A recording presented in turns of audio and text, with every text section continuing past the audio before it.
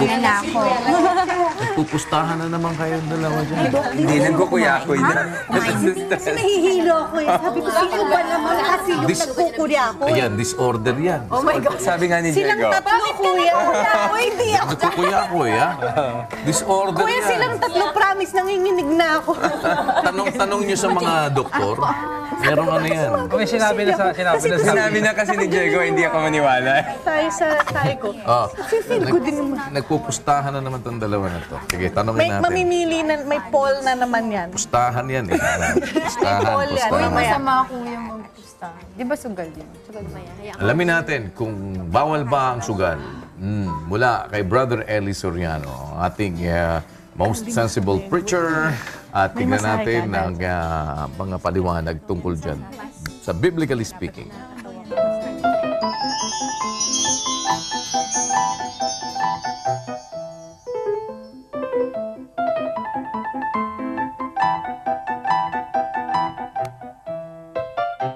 Sugal, bawal po ng Diyos yan. Sabi po ng Diyos, pakilagay sa 1 ng Kawikaan. Anak ko, kung ikaw ay hikayati ng mga makasalanan, huwag mong tulutan. Ayan, kung ang makakasala, maghaylo sa imo, huwag kang sasama. Saan kanila yayayain? Tuloy. Ikaw ay makikipagsapalaran sa gitna namin. Magkakaroon tayong lahat ng isang supot. Paano yun sa Bisaya?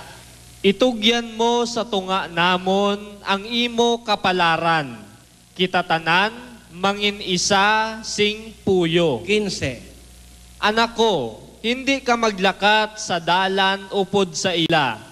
Punggi ang imo mga tiil, gikan sa ilabanas. Ayon, anak ko, huwag kang sasama sa kanila. Pag nagyayaya sila ng sugal, magkakaroon tayo ng isang supot sa isang kapalaran. Sugal yun eh. Huwag kang sasama sa kanila, sabi ng Diyos. Kaya bawal po sa Kristiyano ang sugal, kapatid.